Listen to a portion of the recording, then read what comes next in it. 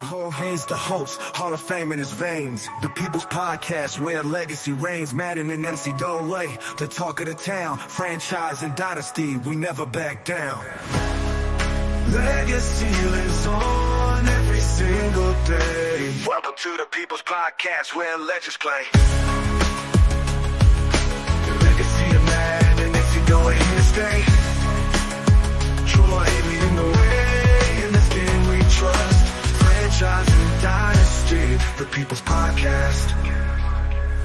The passion and the drive, the spirit of the game. Champion mindset will never be the same. Hot topics and debates, we bring the heat. The legacy of greatness, can you feel the beat? The legacy lives on, strong and true. Welcome to the People's Podcast, where legends play. The legacy of Madden and MC Dole here to stay. Troy leading the way, in this game we trust. Franchise and dynasty, the People's Podcast. The legacy lives on, strong and true. Welcome to the People's Podcast, where legends play. All right, boys and girls. I know you're not tired of seeing us all week. We've been here giving you action-packed insights, reactions, commentary about the game that will be legendary. Early release is on Sunday. That's not what she said, hopefully. But alongside with me, my favorite co-host when it comes to all subject college football. He's in an ugly fucking polo today. But we still let him on. My man Randy. There he is. What is LSU? Ugh. This polo has seen more dubs in Tiger Stadium than that one has, buddy. Let's get one thing straight. Oh, hey, that is true. I can't deny factual information there. And as of right now, you're right. As of right now, I've seen that schedule, buddy. I've seen the 2025 schedule. You better pucker your butthole for that one. Hey, it's tight, bro. It is tight. I mean, for both legacy and for in real life. Yeah, Florida's getting shafted either way. Both. Yeah, man. I'm trying to keep my job year one. To be honest with you, I ain't gonna lie to you. We're trying to break even and go at least 500 in this bitch. All right, so let me set the stage. Appreciate everybody hopping on. If you haven't yet subscribed to the People's Podcast, it's a podcast for the people. A couple leagues that I'm in. I appreciate you guys kind of tuning in. Today we're going over the disappointing drop. Today it was very Madden-ish type of drop, as you mentioned earlier, Randy, in chat. We were talking earlier. The top 100 players came out. We thought we were geared up. We're like, man, it's been a Hall of Fame-esque type of releases and presentations and videos. And so when we saw roster release on 7/10, we're like, all right, we're about to get full rosters, all the teams across the board. And then you click on the damn link and you get top 100. Fucking there's more schools in college football than there were players dropped today. Yeah. Like I listen, and again, I'm gonna open myself up to be thrown a jab at, but I'm looking for Florida. Now listen, I'm like, all right, Florida. I ain't seen a single one in the top one. So, and that's me as a Florida fan. I can only imagine, guys that are, a North Dakota State fan, San Diego State, or are a fearless leader in legacy, Aloha, and a Hawaii fan. Yeah, ain't no players on that list, bad boy. I felt like this was like peak EA, right? Like this is the first legitimate EA moment we've had. Yes. And it's so on brand, right? Like you've built so much faith and trust. And you're giving us so much content. And we've been like polishing their knob. Like, yes, EA has listened. It's back. It's back. EA is returning. EA's not dead. And then we get on today and we were like, that's some EA bullshit. Yeah, it was, man. I was I ain't gonna lie to you, I was extremely disappointed. Extremely. Because that's what I want to do. I want to spend the day today kind of looking through rosters, especially me. being a former high school coach, I want to look at some of the kids I've coached that are in the league, and I want to see where they're at overall wise. Shoot them a text, and I'm left still wondering, like, when we get the actual roster. At this point, Now, it's not going to be told. Now, go ahead, because I think you're going to say what I Yeah. was going to say, but I want to take it away from you. Go ahead. no, so I was gonna say the one thing I will give them credit for is that the rankings look good. Besides the fucking Colorado bullshit, but the rest of the rankings look good. Like, All right, like so you're on the Shadur should not be a 95 overall or 93, whatever. What is he, 93 overall? give me. I I can think tell you in a 93 because he's the highest second. rated or the second highest rated, tied for the first Yeah, he's tied for uh, first. with Carson Beck, right? 93. I want to say he's Yes. 93 overall. Yeah, he's 93 overall, I believe. Yeah, 93. I guess my question will go for that will be and this is a good way to kind of transition, but what do they consider a 93 overall? Like what pick is that in the first round? It's got to be top 10. No. I mean, especially well, but from a quarterback position, Quarterback top 10. he's the highest or tied for the highest rated quarterback. Yes. So You know, quarterback gonna quarterback right. team, you're in the top 10. You gotta think either him or Carson Beck are the top two dudes. Yeah, yeah. But like for example, like the three guys that have kind of been talked about in the realm of first overall pick is Will Campbell, the Yep. left tackle at LSU. And I thought my biggest fear was that they were not going to do Will Campbell justice because he's a tackle. I thought they did. They did, right? I Like this thought is they did. exactly what I would have thought. 96 overall for the probably I think we would all anyone with enough knowledge would agree is the best left tackle in college. And then next you had James Pierce Jr., who's the edge rusher out of Tennessee, 95 overall. So right there, That makes sense. that's perfect, right? And when you start thinking about that, then you start looking, and the first QB is at rank 17, so that's halfway through the first round of the draft. And let me ask you this: would you draft Shadir Sanders halfway through the first round of the NFL draft? If I'm a quarterback, so let's think about the teams in the NFL right now. So think about teams that could end up in the top 20. Yep. That could be quarterback needy teams. Yep. Right? You think about maybe the Giants. Yep. Right? Daniel Jones going on third year of a shitty contract, and they can get the way out because they can let him go after that year. And I see that as a possibility. Big market. I can see that being a possibility. You look at who else? Maybe Arizona. If they decide to move away from Kyler, right? Kyler Murray's probably done after this year. This is a boom or bust kind of year for him. Marvin Harrison just got drafted there, the junior. So you pair him up with the Shadur Sanders, and now the Arizona's a big market, but I can see that being a possibility. Tied in like the Bucks. Listen, that absolutely. But Baker's on a 3-year contract. He's on his first year of it. We can't get out of it. But the third year is one of those kind of like that magical years, right? Yeah. That's for sure. It doesn't exist. It's the fairy tale year. It's just mythical. Tied in like my Giants remark. Listen, what about the Cowboys? Dak Prescott could be on his last year. You telling me with the Cowboys? You tell me Shadur Sanders going back to where Dak played ball at? You're telling me you don't believe in Trey Lance? I mean, Niners got rid of him for a reason. Yep. Niners got rid of him for a reason. Yep.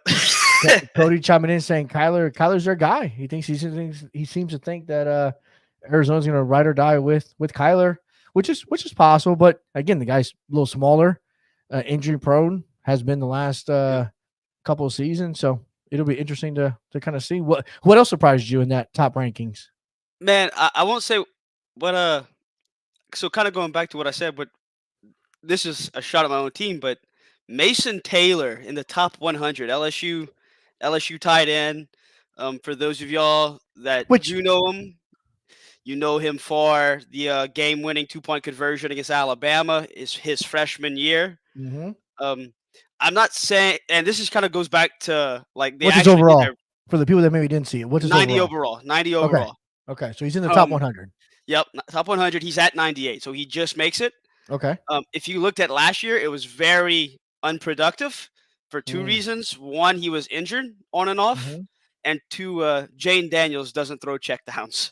Jaden Yeah, Daniels that runs. dude's taking shots. He's Yeah, a vertical. he He's a vertical guy. yeah, he takes shots and he run real fast. Why do you check down to the tight end when you outrun the tight end? The check down is him running. That is a Yeah. check down.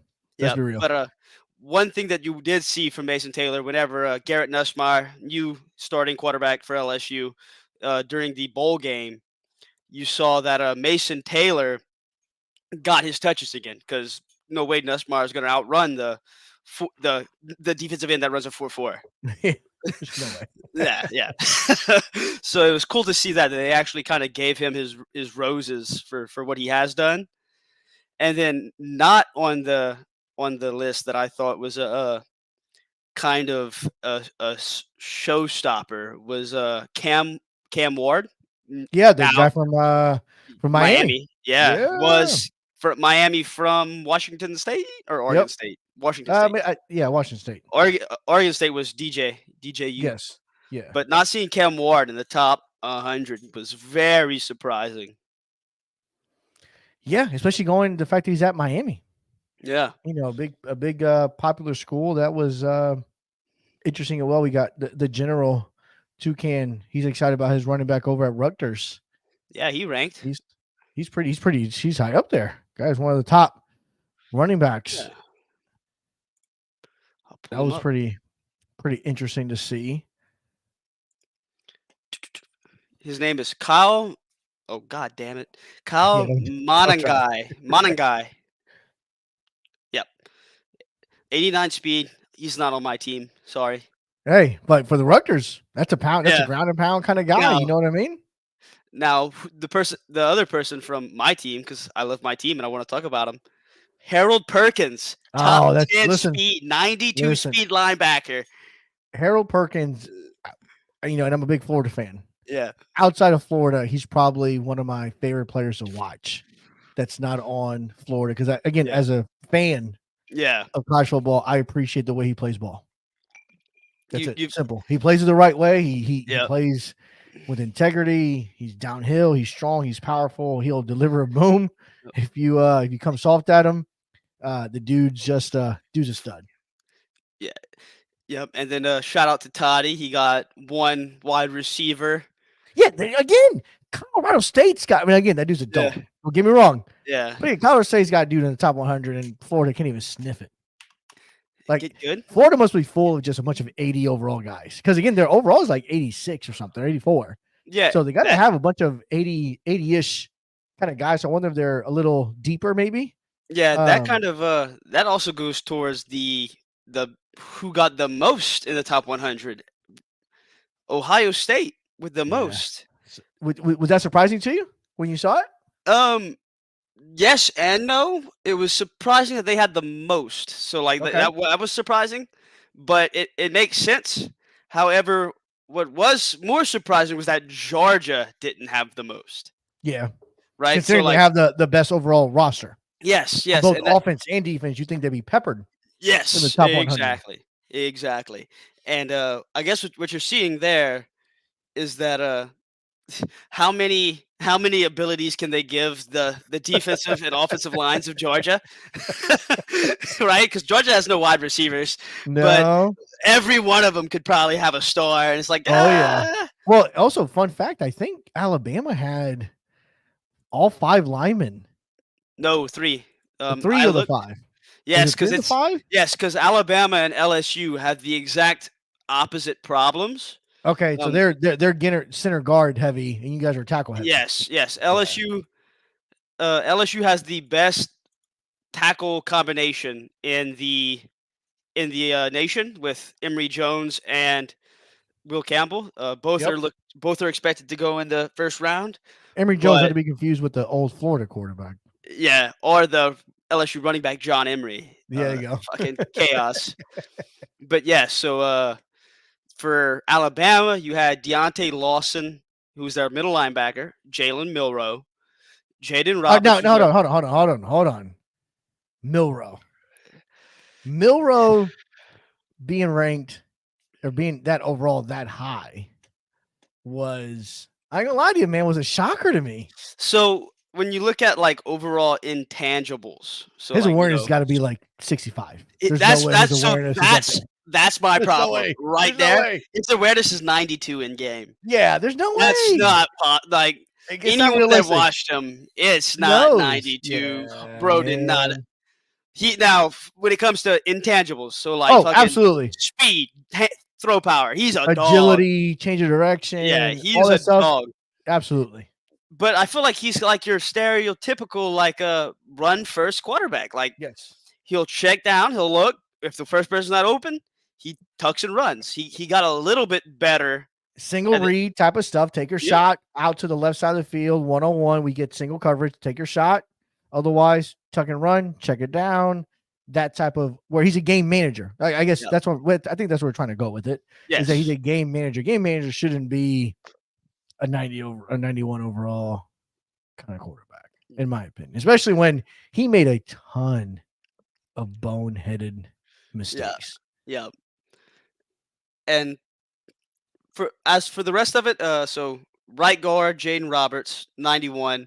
Left guard Tyler Booker, 91. And then the center was Parker Brailsford, 92. That's right. The Alabama interior is the best interior line. Absolutely. In college football. Absolutely. The problem is you don't get points if you don't have the bookend tackles, it don't matter. Yeah, you need those guys. Yes, that's now. I know his comment. Uno was it Uno? Maybe I think it was him in our chat was talking about ETN, the transfer from Florida, didn't crack the top 100. He's probably like an 89 though. Yeah, my hot take for the year is that ETN wasn't even the best running back on Florida's roster. Yeah, Florida has a kid from Baton Rouge. Yeah, I know who he is. Remember his name.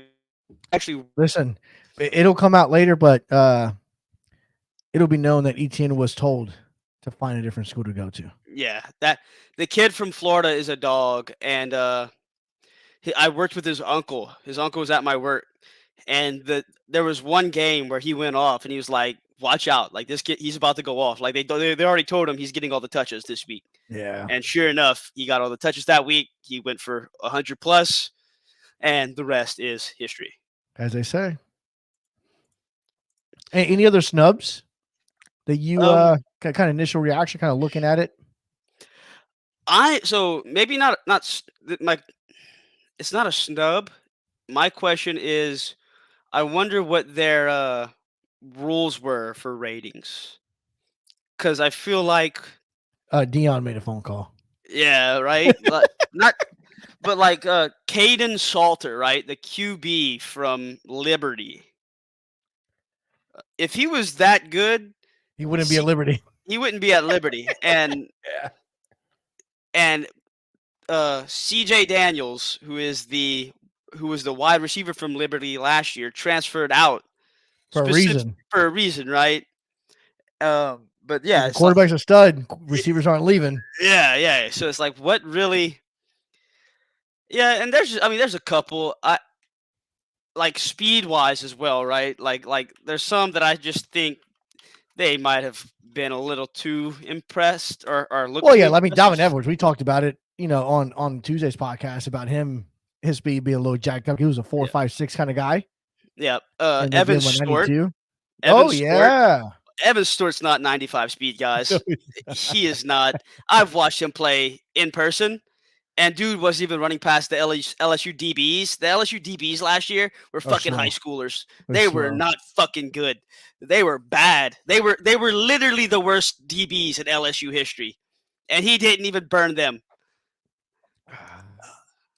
Goes to show, man. Hey, but again, it's a lot of players to evaluate. Oh, it is, right? It's a lot of players. It's a lot of people that are out there giving their own kind of individual opinions on it. So I have a prediction for you or a question for you, Jorge.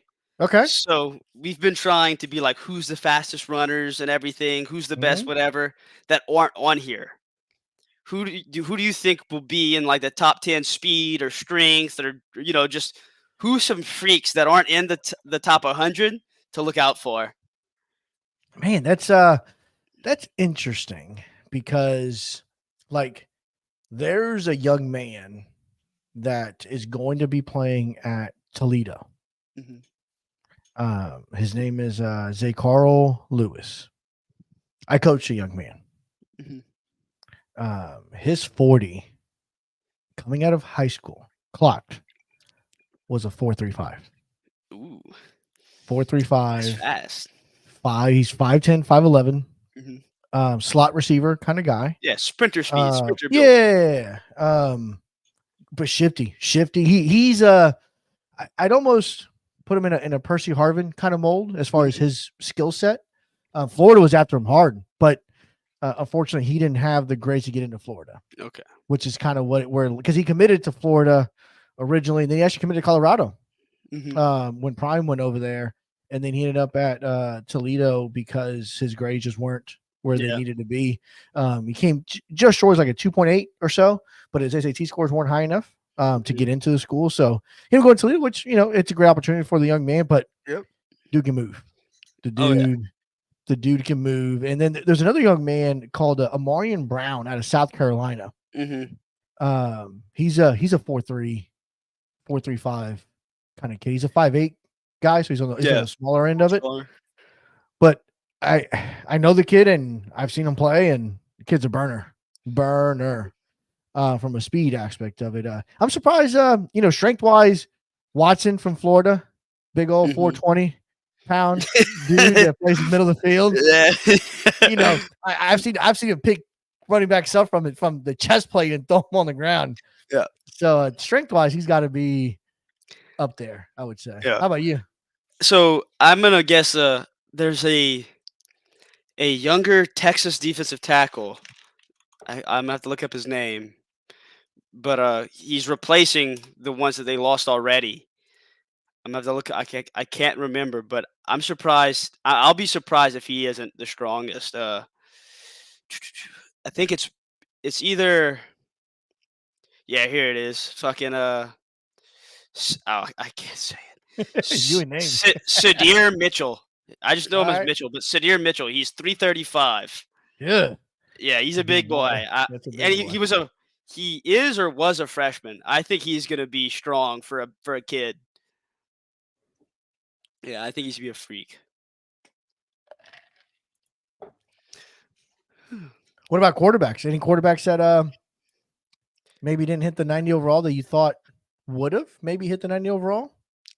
Um, And again, I'll say this too. I'll preface by saying I think this will be a down year in college for- football as far as notable big name kind of quarterbacks, right? I think you yeah, saw it in Carson Beck and Shadur Sanders and what Bo Nix is up yeah. there as well.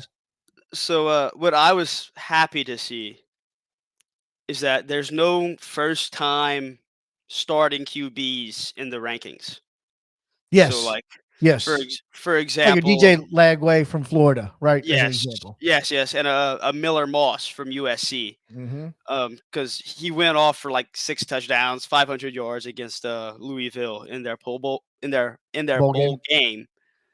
So I was happy to see that. I'm curious to see like how this ends, how the QB overalls will end, because they said that they'll have updating overalls. Though I'm gonna be a homer one more time and say the one QB to look out for is Garrett Nussmeier. Of course. LSU. Yeah, right. Obviously. Um, if y'all want to see like the most fun tape of a QB, just go watch Garrett Nussmeier just fucking sling the rock against Georgia when we were down by 40. Just he looked like Brett Favre out there, right? He has a hand Just cannon, a gunslinger, just gunslinger. firing He threw 2 picks. He had like 3 touchdowns. Didn't It was matter. like He it was didn't still matter, throwing it. right? And what I'm gonna say, obviously that's fun. But whenever I look at QBs in college, what I look for the most is pocket awareness, pocket feel. also. So Oh yeah. The way I break down pocket awareness and pocket feel, pocket awareness, you know the pocket's collapsing, so you escape. Pocket feel is that you know that the pocket is collapsing, but you can feel that there's a gap somewhere in the pocket. Yeah, you can climb the pocket. Yeah, you can climb the pocket. Climb the pocket. You've seen it a lot with Joe Burrow, and obviously not the same. But in this year's spring training, Garrett Nussmeier climbed the pocket in only a way that I've seen Joe Burrow climb the pocket at LSU. Asterisk at LSU. We don't have many good QBs. Right? Yes. Yeah, specifically. But there were several times where he just it was almost like are they doing this on purpose? Like this is not normal. This is not normal of a college quarterback to just he would just walk up, step up, break out a little bit, throw it, touchdown. It's like, wow, this is fucking ridiculous. Yeah, and so going into the comments a little bit, you got Roy chiming in, talking about SDSU will rise like a phoenix. Yeah, that's a school he's repping with. Jalen Mayden. Let's look. I'm gonna look him up for us. And then you got OU's quarterback Jackson Arnold as another. Again, Oklahoma puts out great quarterbacks. Yeah, that's another one, right? Is that he's Oklahoma's a first-time starter? Yeah, Oklahoma's a quarterback factory. Yep, was ever since Lincoln Riley got there. Yeah, so we'll see. We'll see how they do this year. Yep, they play at LSU last game of the year. It's gonna be pretty fucking sick. Toddy chiming in. Whatever CSU quarterback's name is going to be winning the Heisman. Is putting his stake in right now. Right now, we got some South Dakota fans checking in. Braden Fowler Nicolosi. Man, that what is a name. The quarterback of Colorado State. So, I have a question for you, Jorge. Yeah, go ahead. We currently know that wide receiver Travis Hunter is let me see, I have to find it. What, like a 93 or 4 overall? 95 overall. What is cornerback Travis Hunter going to be rated? If you decide to make the switch in, because that's probably him as an athlete. That's him as a wide receiver. As a receiver? Yes. It says, because I made sure to check. Wide receiver. Okay, so as a post as a wide receiver in the rankings. All right, so I would say he's probably, I'd say he's probably like a 95 overall corner also. I disagree. And you think he's higher or lower? Lower. I think he's. Yeah. I think. You think they posted the receiver position intentionally? Yes. I think he's like a 89, 88. And I'm gonna say 93 overall, maybe. I don't think he's gonna be that good. And I'm gonna ask after this, go watch him play against the Stanford wide receiver. We talked about this today. We talked about this today. Yeah, we did. We did talk about this today. Not just the one highlight. Go watch him. I know. The one highlight was the sick. Yeah, it was sick. It was the coolest shit. Go watch him get bullied by a Stanford wide receiver. I do not think he's going to be but who knows? Maybe that Colorado bias is a little bit higher. Maybe he'll be a 91. But I don't think he's going to be a 95. Like I don't think so? No. All right. It'll be interesting. I think he'll be up there. I think but I do think, to your point, I do think he was posted as a receiver intentionally. Yes. Because that was the better way for him to look. Yeah, definitely, right? Definitely. I do agree with that. I do agree with that. Look, can you post the Roy comment that just came in? Yeah. I told him, actually, I sent him I tagged him in a chat. Yeah, come on, Roy. Roy said he is on his way. Let's go. Roy said he is on his way. He did say full disclosure. I missed the full disclosure link, but whatever his full disclosure, it doesn't matter. It doesn't matter. He's coming into the octagon. Oh, he's coming in. That's it. All right, link is set. There it is. And that goes for everybody else. You want to hop on, debate some of the conversation we're having here? Let me know. I'll drop the link to you. Feel free. Again, this is the People's Podcast. Yeah. We don't just say it, we mean it. Hop on, debate, have a conversation with us, pull up a chair and chime in. As we wait for Roy to make his entrance. The disclaimer was he knows nothing about college football. I think he's just coming in to play the Skip Bayless to does that make me Stephen A? Am I Stephen A? I don't know. I guess it maybe does because he talks some nonsense sometimes. So maybe the evolution of the People's Podcast is some type of first take kind of platform. You know what I mean? We get I'll host it. I can wear a little sports bra and be Molly on the show, and you know what I mean. We can get it going. Randy versus the chat. That's it. That's it. I love it. All right. So comments. What else was All right. Roy's putting on a shirt, so he's on his way. He's putting on a shirt. He wants to. No shirt required. I'll take off my shirt and we'll make it even. Yeah, well, I'm not getting my shirt off. Let's keep that. Let that be known. Unless Toddy shows up, then maybe. All right, so chat. What was your reaction? So you did get a question here. Are you going to that last game of the season? Oh, I go to every game. There you go. If it's in LSU, Randy's there. I go watch them beat the fuck out of Army 63-0. I go watch them win 32-30 against Alabama. I do not miss a game. There you go. I love it. I've got a big question for you. Ooh, okay. What you got? I'm saying I gotta load it in. Oh boy, loaded. So you probably didn't look at it. I looked at it vaguely. So I'm gonna ask you while I look up the answer. Who has more top 100 players? The ACC or Big 12? Oh, so actually, this? Funny you say that. So I do not know the answer. Okay. I'm going to give myself an educated guess. Yes. I looked through it, and when I looked through it, I had this thing. I was like, that's interesting. I felt like I saw more Big 12 players than I did SEC, and I felt that I would have seen a SEC dominated top 100. And I kept seeing that fucking ugly ass Big 12 logo on there over and over and over again. So I'm actually going to go with Big 12.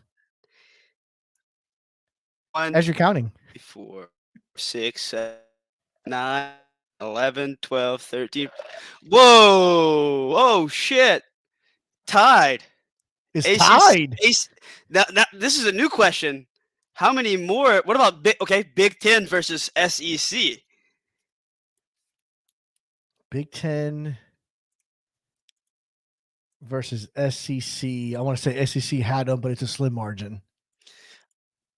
Okay, so give me 1 second. Let me load them in. I might have to start counting on my fingers because I can't count that high. That LSU education. Baby. Yeah. 2, 3, 4. 1, 2, 3, 4, 5, 6, 7, 8, 9, 10, 11, 12, 13, 14, 15, 16, 18, 19, 20, 21, 22, 23, 24, 25. The 25 for the Big 10. 2, 3. That's a lot. 1, 2, 3, 4, 5, 6, 10, 11, 12, 13, 14, 15, 16, 17, 18, 19, 20, 21, 22, 23, 24, 25. No bias. No bias. Was this on purpose? It's got to be intentional, right? It's got to be. Hey, look at the head honcho chiming in. He also wants you to count your head, buddy. No, dude, I can't count on my head while we talking. It's hard. I've heard him count on pods before. He better shut the fuck up. Yeah, that's interesting. Not a whole lot of bias there. Now, I will say, dynamic wise, I feel like there's more skill positions in other conferences versus the SEC. And I thought the SEC would have a more, because again, the SEC is not necessarily known for O-line, and D-line, right? Real quick, I do want to address Aloha's comment. Did Hawaii get any pod time? It did. It got about 3 seconds when we mentioned that they didn't have any players in the top 100. It got 3 seconds for us to pay their respect. Pay our respect. That was it. Pretty much it. Oh boy, Toddy's getting a link also. So this may get a little crazy now. Randy, about to start pouring the Blantons, boys. If we're gonna go to war, we're gonna go to war with the good shit. Oh man, it's gonna get it's gonna be good. It's gonna be good. Toddy, okay, it's in your as long as Randy lasted on his wedding night. Got it. That was good. I like that one. Okay, let's look. Oh, look at Matt. Look at Matt from Wii Sports. Hawaii's winning the Natty. Way to, just pat him on the head. Good boy. Good guy. Wow. Where's Toddy? Toddy's way, Toddy. There he is. And my favorite, by the way. If there was going to be one freshman in the top 100, who would it have been? I don't know that any. You don't think any could I don't think so. I don't think there's that dynamic of a player coming into college football out of the high school, right? Especially in the transfer portal world that we live in right now. Yeah. I don't think so.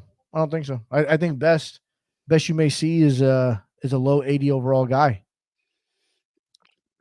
Like 83, maybe 84. And it'll be probably receiver. Yeah, that's what I was thinking.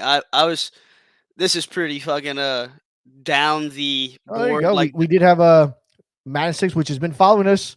He's been commenting on the pod every time it's been live. So definitely appreciate you chiming in. He said Ruben Bain is the youngest and the highest rated player. He's a true sophomore. He's a 90 overall. Shout out to Ruben Bain. Yep. There you go. Youngest guy in balling. I'm gonna go chalk here. I think the number one player, if there was gonna be a freshman that made the top 100, it would have been number one player Jeremiah Smith, wide receiver, Ohio State. Absolutely. So for those that don't know, from Hollywood, Florida, went to Chaminade Madonna Prep. Yep, the dude's a stud. I watched film with that kid. Yeah, 6'3", 215. That is an adult. He's a Texas-sized receiver. Yes, coming out of South Florida with South Florida speed. The guy's a unicorn. Yeah, because we don't see that coming out of South Florida. Normally, South Florida, like 6'1" is probably the peak height. Maybe a 6'2" guy. That's tall. Right. That's really tall. Normally, it's 5'5", 5'6" to 5'11", 6'1" is kind of the peak. But to see a dude 6'3" from South Florida that can move like that kid can, yeah, that dude's a dog. That dude's a stud. Ohio State got himself a good one. Man, I feel like Ohio State's been on a tear ever since, just with wide receivers. Well, their receivers coach is a stud, man. Yeah, so it's going to be interesting. That's Hartline. Brian Hartline. They played in the NFL for the Dolphins for quite some time. He's their receivers coach up there, and he's big in the recruitment world, especially in the Florida region. That dude's been grabbing receivers left and right. I'm excited to see the. So when you objectively, chat, when you look at the two best wide receiver producing colleges, you have Ohio State and LSU. Objectively, right? Objectively. I love watching recruiting battles. It's like my only pastime in the summer, right? So here's a question. Because I gotta ask it. Name, for the people that don't know, name the last 5 LSU receivers not named Jamar Jefferson. Jefferson? Sorry, I was combining two names there. You saw how I did that? Yeah. Justin Jefferson, Jamar Chase. Okay. Are you going to the other 5? Do you want to remove OBJ and Jarvis? Or do you want me to? No, you can include them. OBJ, Jarvis. In the last 5 years. In the last 5 years. In the last 5. In the last 5 years. Okay, so it's 5 years is tough because I can't math well. I don't know if DJ Chark was in the last 5. I think Chark was a little just past that. Ooh, we got a commission appearance.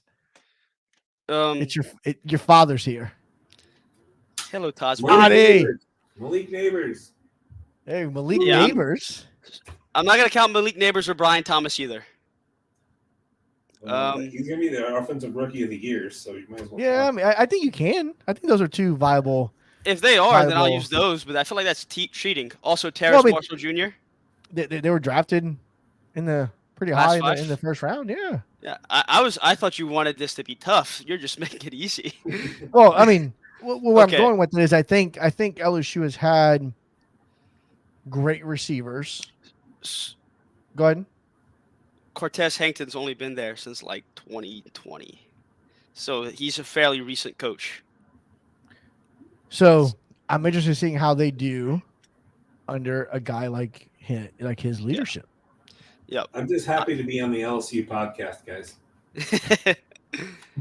I'm a little slow. What'd you call it? The LSU podcast. Oh, the LSU podcast. Oh, there you go. All right, welcome to the LSU podcast. All right, you're not wearing your purple shirt or yellow shirt, so I'm not wearing pants either. So there you go. Hey. Me either, Toddy. Nice. Hey, makes three of us. Makes three of us. Let's go, team. I keep looking down because I keep looking away. Yeah. Okay, so I won't bore y'all with LSU. What anymore. Are you most excited about? So college football, the debut, and again, Randy and I are two. Randy more than me for sure. Diehards in the college football world. As you're diving into the game going on Sunday, I think hopefully you're getting the early download like the rest of us here. What are you excited about? What do you want to do first? I'm super excited about this game, and I know Dick and all about college football. I just want to get into it. I'm looking forward to the recruiting, and just building up guys. And then are you looking more to like the strategic aspect of it, right? Absolutely. I'm recruiting and the visits. So much talk at this game. It's not even going to be funny. And I'm fine with it. I mean, as long as you knock out Travis Hunter. Good. As long as you knock that dude out. Because I'll cheat. I'm not going to be good in ours. Academic probation will not be open that week, baby. No.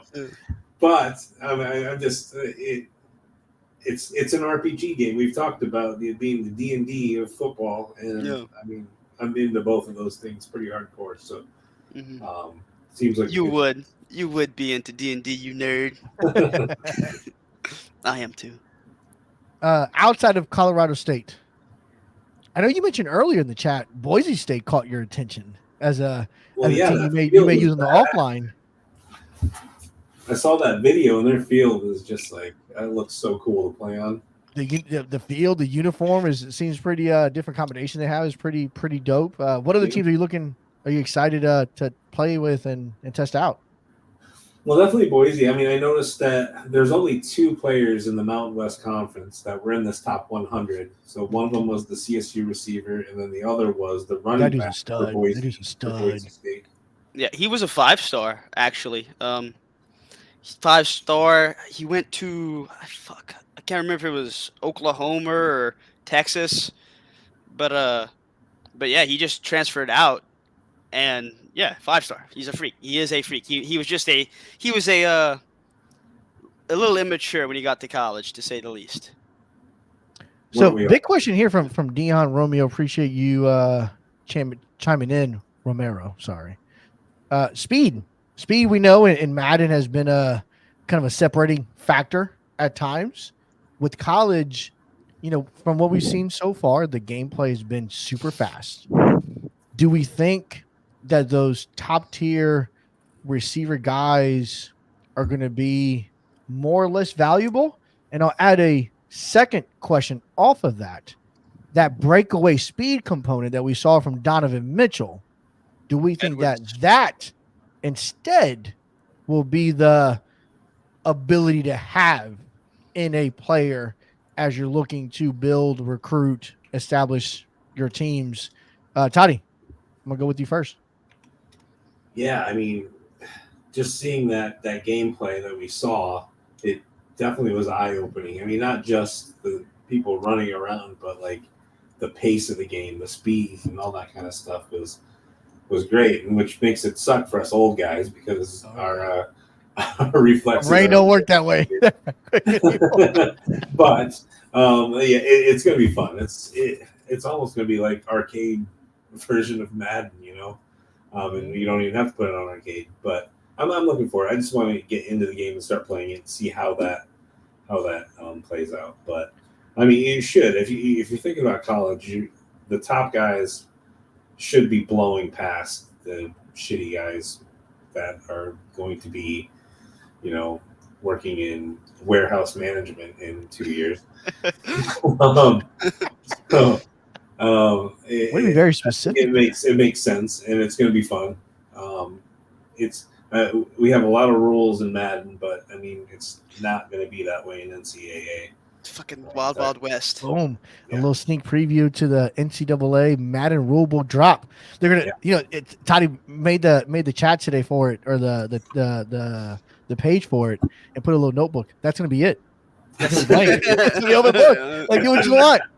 All right, Randy. So what do you think? Is it gonna be speed, or do you think that breakaway ability is gonna be what kind of separates guys apart a little bit? What are your thoughts? So I think I want to. I'll bounce it back. I'll interrupt you. I gotta stop you for a second. The man put his shirt on, and we gotta get him on the podcast immediately. Immediately, there he is with the shirt. 2 shirts actually, because it looks like he has an undershirt over the polo, underneath the polo. There he is. Roy, how you doing, sir? This was brutal. I had to download multiple web browsers just to get on here. I want everyone to know I made an effort to be here, and I'm here. Yeah. Roy laptop died, had to go to the backup option, download multiple softwares, get past the malware that I put in the link. I mean, you'll see it later when Pornhub pops up. But anyways, welcome, Roy. Appreciate you being here. We were just going over, Dion here asked a phenomenal question, asking, is speed going to be more or less valuable than Madden? We saw the breakaway component that Donovan Edwards had in the game when we watched the Michigan game being played.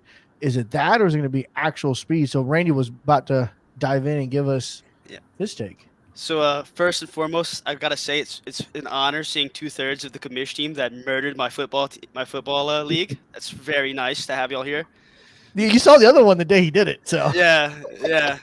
It's really nice to see all of you and let y'all know that I hate y'all in person over this camera. Makes it so much better for me. Yeah. So, making me die a little more inside. I want y'all to know y'all aren't the 13th reason why, but y'all are the 12th. So, as I was saying, I'm going to bounce this off of y'all if y'all ever watch college, but I've always felt that the college game is faster in real life than the NFL. I don't know. I think that's a little bit. I completely agree. And, I completely agree. It's a lot faster. It's a lot faster. It's a lot faster, which is weird because when you look at the actual talent aspect, the NFL is bigger, stronger, and faster. Like, I will never disagree with the fact that NFL is the cream of the crop. But it's like there's more chaos in college, which makes it look faster, much more lateral movement. And because of that, I think that speed will be a very, very big change, because that's the one thing you can't teach, right? So I'm curious, and I think this is going to go back to Madden 20, right? That's what we've all related it to, that you will see speed being a factor in the 5'9", 140-pound wide receiver out of fucking, I don't know, Toledo, like we said, outrunning. If he's 6 or 7 speed faster than the cornerback, then it just won't matter. Okay. Roy, what are your thoughts? Or at least, what's your hope, maybe? Yeah, I mean, I don't know. Just my initial impression, looking at the speed ratings that they released today, I think the fastest player, and correct me if I'm wrong, I think the fastest player is 96, 97. So that's the fastest player of the top 100. Yeah. I think you'll have players that are faster than that with a lower overall that didn't crack the top 100. Yeah, I mean, to me, that if you don't have a 99, the Tyreek Hill 99 speed, 99 overall, the highest speed player may be 99 speed, but whatever, 77 overall, it doesn't break the game in the same way. You hope so. You hope so, at least. Exactly. But I am hopeful. I like the way that they've done it, at least so far, in terms of rating and stuff. I feel like they've been pretty judicious about the way everything is done. And so I don't know. I think ultimately everything it's going to depend on how we actually play. Yeah. And so once we, start playing and look at it, but yeah, I mean, for now, I'm just kind of cautiously optimistic. Okay. Were any players you saw, and I'm gonna go to Toddy and Roy on this first, because me and you, Randy, we've talked about this a little bit. Any player that was in the top 100 that maybe caught your eye, or any player that maybe didn't make the top 100, you were like, that was kind of interesting. They didn't make. I mean, I know, Toddy, for you, having a Colorado State player in the top 100 was pretty cool. But again, I think consensus, we all agree he's a top receiver in college football. Yeah, and I mean, this is a bad question to ask me because I have no idea about college football. But I did know that guy's name. Spam him? I had seen people online talking about how they were going to target the CSU receiver in the transfer portal. So I'm just gonna throw to him 150 times this season, just so he doesn't get in that transfer portal. It won't matter. I'm gonna keep him happy. Wide receiver one. I don't understand is Arch Manning got in the game, and I know he's like they paid him 60 G's. Yeah, he's a backup or whatever, but I wonder how I wouldn't expect him to be in the 90s or in the top 100 or whatever, but I wonder where he's gonna end up being. I would say he's probably the highest rated backup quarterback for sure. Yeah. On a roster, across across NCAA, easily. I'd say I put him probably in the 85. If at least if I was, if I'm a guy that's developing the game, I'd probably say he's probably 84 to 86. Because the other thing you have to remember is that unlike a lot of the backups that are good, that are 5 stars, he's actually a sophomore. That's not something that you see very often anymore in college. Typically, after year 1, if they don't see play time, they're out. Yeah. And that's why guys like Miller Moss, I think he's going to be a junior this year. Garrett Nussmeier's a junior. Arch Manning's going to be, I think, a sophomore. I'm not sure, but those guys are going to be like interesting subjects of like, okay, these guys came out of high school as top-rated quarterbacks. They stayed a year or two, so they're gonna have a overall upgrade higher. But what does that compare to the 5-star that you're gonna recruit and the already top tier? Right. Yeah, that's a valid point. Roy, what are you most excited about college football coming out on Sunday?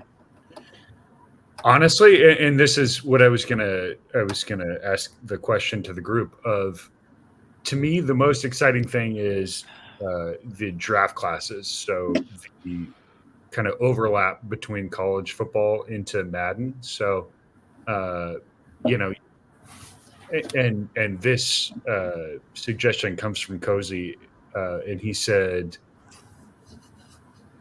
basically everyone submits, 1 or 2 players essentially from your team, and those players will get into the incoming draft class into Madden.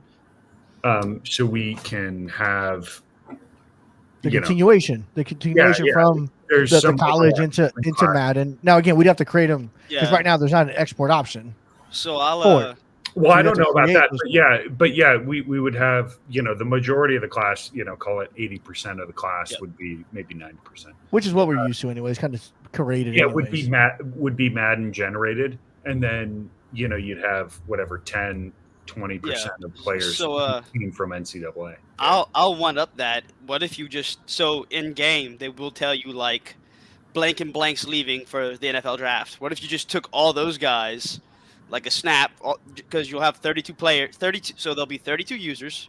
Obviously, Colorado State won't have anybody in the draft because they're ass. The receiver's going to be there. He'll fuck that up.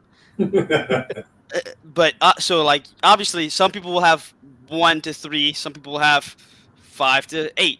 Maybe just taking those guys that are actually like NFL qualified based off of the college football game and putting them into the draft, so that you don't even have to like pick and choose. You should like, hey, give us these guys and let us plug them in.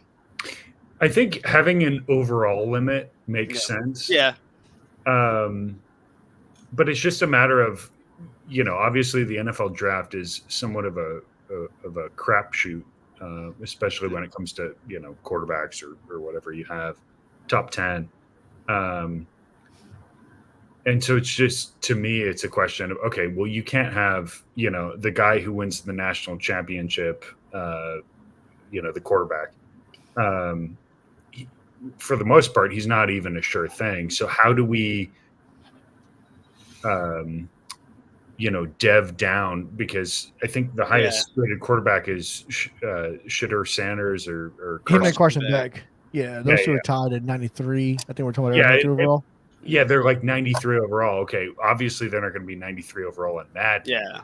So how do we adjust for that, and how do we make it both realistic, but also kind of reward the progression that that players had? And because hypothetically, okay, you win the national championship with Shedeur Sanders, like I would think he should get. This guy just broke prime into winning the national championship and legacy. Yeah. So hear me out. Here's my Chaos Randy theory. You don't do whatever. You just fucking randomly choose their depths, and whatever you get, you fucking get. Right? Fucking Ryan Leaf was a college football Hall of Fame quarterback. Motherfucker was shitty in the NFL. Whoa! Watch your tone here. It's a people podcast. I don't care, but fuck it. Vince Young, great college quarterback. Oh, he's a Hall of Fame quarterback in college. Yeah. Below average in NFL quarterback. It's gonna happen. That is real life. Like that is part of the game. Is that you're gonna roll dice and you're gonna fail sometimes. I think Matt, or this is Rico, but Tim Tebow's another great example of it, right? Phenomenal college football player. He was a terrible. Johnny Manziel. Yeah, there you go. Johnny Manziel, the greatest college football quarterback of his time. That's more of the Browns being idiots, because they saw all the red flags and said, it's okay. We're still going to draft him. Mike Evans single-handedly got Johnny Manziel drafted in the first round. Exactly right. Oh, a little T-Law? Oh. Yeah, T-Law's trash. Where's Gordo? Gordo somewhere. Gordo just fell down on his knees at a Wendy's. Oh man! All right, so we talked about some of those things that came out. Well, so I will ask you guys, what did you guys think about Toddy and Roy specifically about the gameplay? Did it feel Toddy mentioned it felt fast, kind of arcade kind of style. Roy, I'm interested in seeing what did you think about the gameplay video that got released a couple days ago? I'll be honest, I did not watch it. Oh, Roy, don't do that. Kick him! Roy! We should give up Roy's team. No. No one's going to take them anyway. There's 100 more teams that they could take now. That's the beauty of it. Nobody's stuck with someone else's trashy team. That's something else I wanted to talk about. There will never be a like for instance in Madden, by the end of the Madden cycle, everybody has 99 QBs, 99 overall QBs. You will not have that anymore. College will not have that, right? That honestly, that's why I'm really excited about. Yeah, like NCAA, because I feel like there is an expiration date to the and you can't re-sign them. You can't offer them a ton of money. You can't buy them. You can't do anything. Yeah, like the close. Oh, sorry. Yeah, it's very. dependent on your ability to develop players consistently. Right. And that will go into hand, right, with so you have a coaching tree, so you can choose to develop. So like Toddy, CSU, Roy, San Diego State, you might want to develop, right? But what about the Floridas and the LSUs that can get the 4 and 5 stars who want to just like, let's recruit, get the fucking best. Who cares about development? They'll develop themselves. That was right? a real humble brag. It's not a humble brag. Y'all pick shitty teams. We pick good teams. that is just true. I mean, we pick teams we like and are big fans of. Okay, who are also good. I mean, they just happen to be good. Well, LSU's good. Florida. Yeah, I don't know about Florida. I don't know about Florida. Man. I mean, we ain't got nobody in the top 100. Yeah. Colorado State's got one up on us right now. Two. Yeah, 3 technically, probably, because Travis Hunter's just twice. Yeah, so we're not looking good. We're not looking good. But yeah, to that point, yes, I think, I've said this before early in the week in the podcast we had was choices. You're going to have the ability and choice of managing and running your team however you want to. You're no longer tied to a salary cap like you are in Madden, right? Where you're up against a camp and you got to make tough decisions. No, if you recruit well and you bring stud players in and you develop them well, you're going to do well. If you're good at finding those diamonds in the rough and you develop those guys, you're going to do well. Toddy? I just want to say, I think it's going to be amazing that there's no trading here. So there are, in Madden, there are people who are very good salesmen and are very good. The trading aspect of it. Yeah. And getting people to take their trade. Yeah. You can't go Red Gordo every single time now. Yeah. Toddy's openly taking shots at Aloha right now. Are mommy and daddy getting a divorce? Diplomatic about it. But yeah, it's definitely Aloha I'm talking about. The 16 trade is not happening in NCAA. Okay, no, it's just not going to happen. No, I'm excited for that. I mean, so now you are limited to what you can do in the game as far as your skill. There's no. You can't acquire talent. Yeah. You can't go trade for talent. You just got to develop and recruit it. Yeah. That's it. You got some people chiming in from the chat. It's a Todd and Roy masterclass. Uno, stop sucking up, bro. Okay? You're not on the mat in this, bro. Calm the fuck down. It's okay. Uno lost his team today, so I don't know why he's even on. Boy. Yeah, no, that was... That was in direct response to Toddy talking about who was left, and I was thinking, man, suddenly you've got husband and wife divorce. The kid gets the fallout, so I can just do the Heil Hitler, right? Okay. Oh boy. I thought it when he was doing it. I was like, that's where that came from. Yeah. I was like, does Buddy really want to put that on a video? Like, Roy, we live in the digital era, buddy. Listen, can we get access to the Legacy Commiss chat after this podcast as non-typing members? I just want to read what's going down after this. Well, with that malware that you put on Roy's computer, I'm sure you probably got a back. Oh, I'm already in, baby. I'm already seeing. I got live view. Live? Yeah, and I did on Roy's, not Toddy, because Toddy's bot would automatically block me from being able to do anything. So, I was a little smarter there. They keep failing the senior year. Oh, God. I did want to kind of talk about something that we touched on earlier about how the transition from college football into Madden, because we are still a Madden server. I mean, even though no one wants to talk about it anymore. Madden's dead. It's interesting to see. I know NCAA is going to go on for a while, but it's going to be interesting to see the level of enthusiasm as time goes on, especially when Madden does come out. How many people are going to want to play both?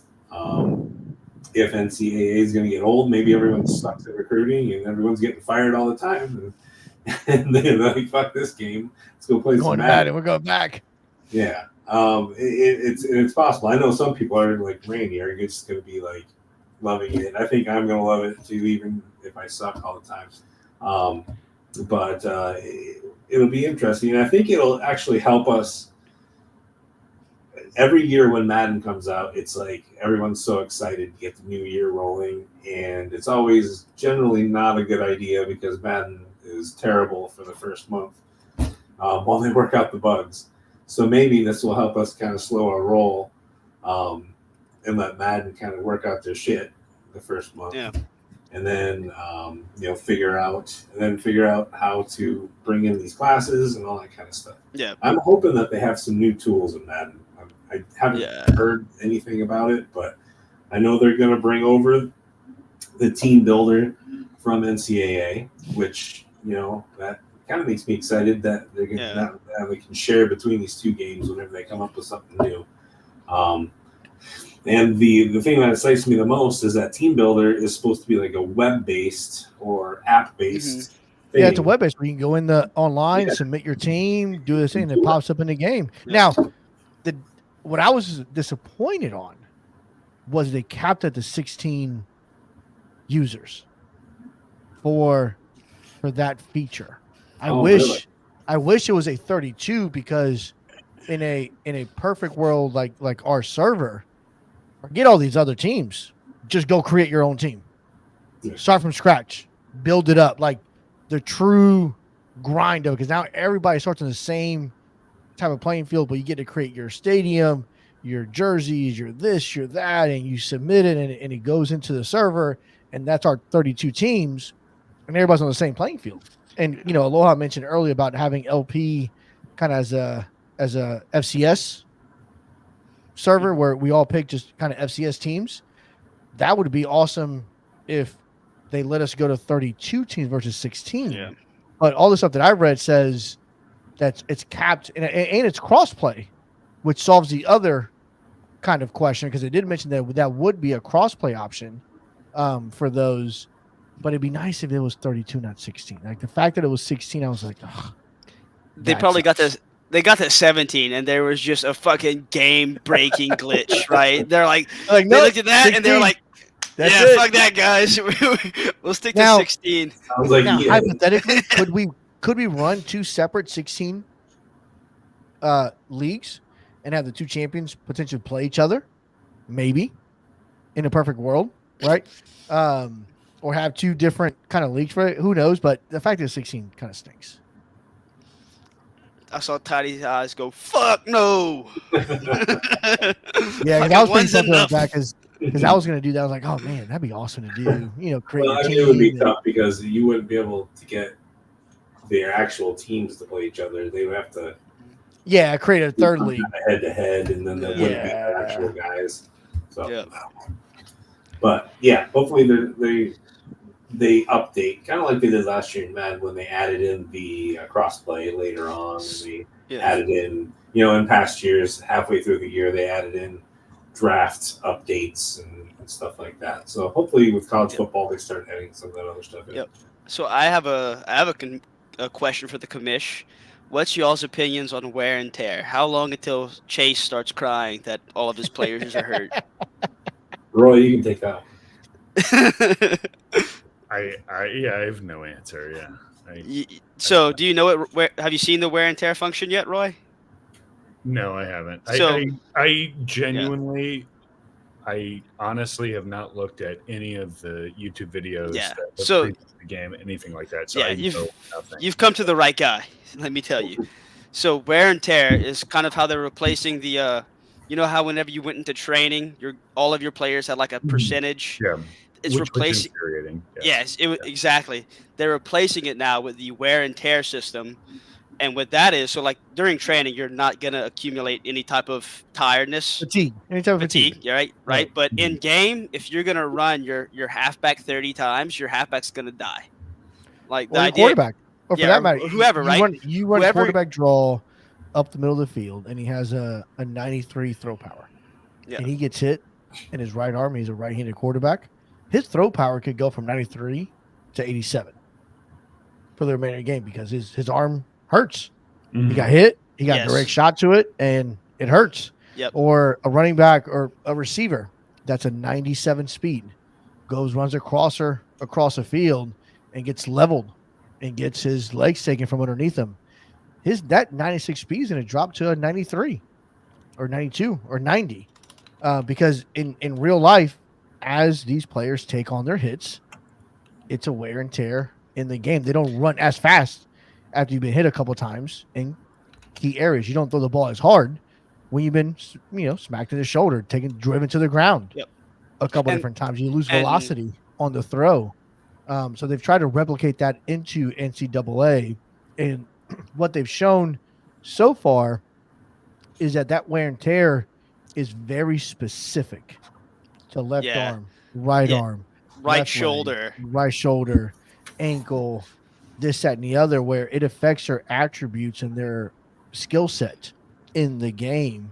So if you want to run to Rainey's point, if you want to run your running back 36 times in the fourth quarter, that dude is going to be running slow. Yeah, because he's going to be fatigued. Poor beast. Yeah, there is a yeah, right. There is a limit. I think the limit's like -15 to a single rating. But the idea is that it will. The idea is that it will limit somebody from spamming the same play, right? Because say, I'm gonna use the real world example that I used last time.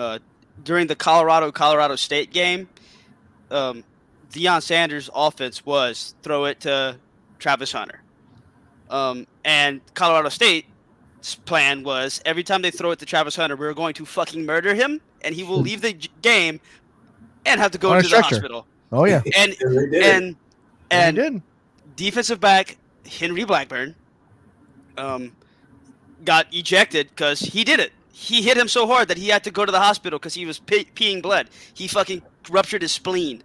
Yeah.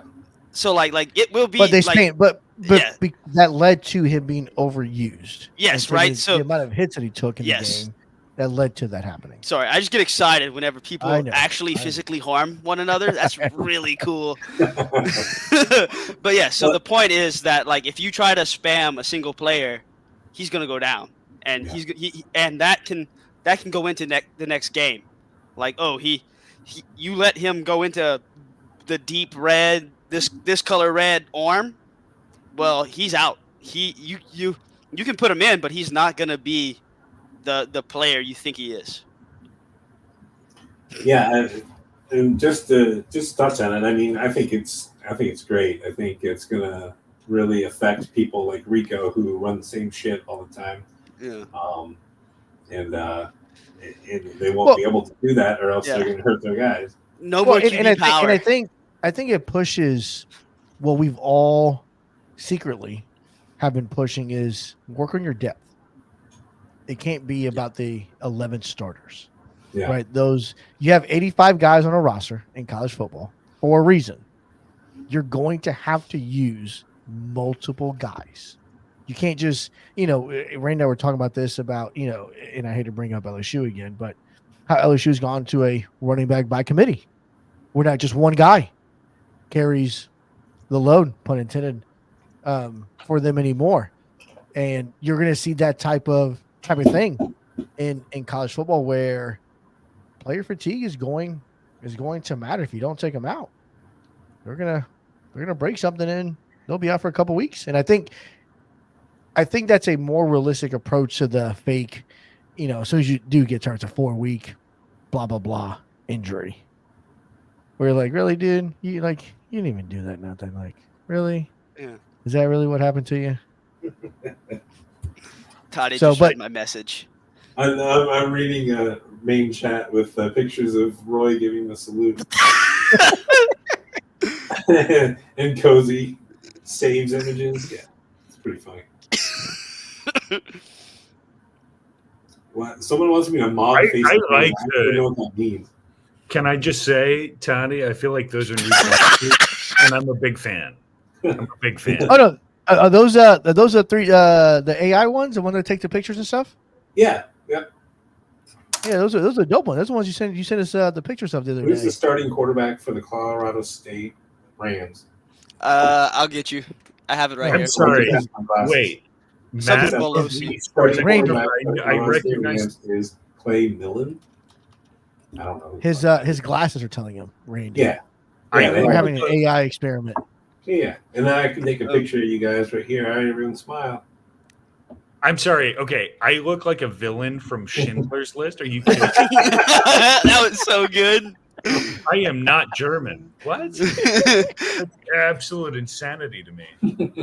I am You're like gonna be German when literally Cozy as when Scottish Cozy as you gets done can. editing those pictures. You're gonna have a little mustache here in the middle. He does look like the guy from Schindler's List. Amon Goth. Goth. I am as Scottish as you can get. I do not understand that one. Oh, he's still salty. Oh yeah, baby. Yeah, I kept that. I kept the whatever you call it, the kick return ability on my kick returner, whatever it is that like helps with the blocking. And oh man, I had like 6 touchdowns. Yeah, I had it on my guy for a long time too. I took it off the final year, but that thing is nice. That is to me the one most of the best abilities. That is, but it's the most underrated ability. Yeah. Oh, for sure. Under requested, underappreciated. I still think Nasty Shrake on a fullback.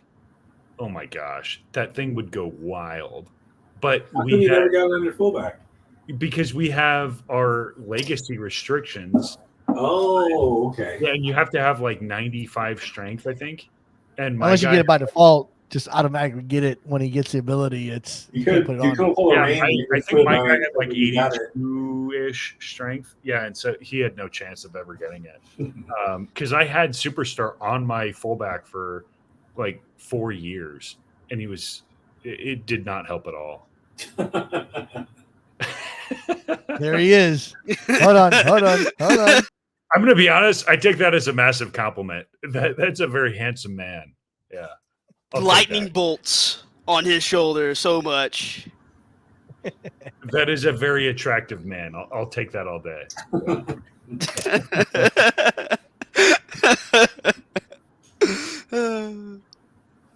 All right, guys. So we're at hour 20 in the podcast. Randy was right. He predicted earlier this was going to go at least an hour 30, and we're 12 minutes shy of being able to do so. So I'm surprised.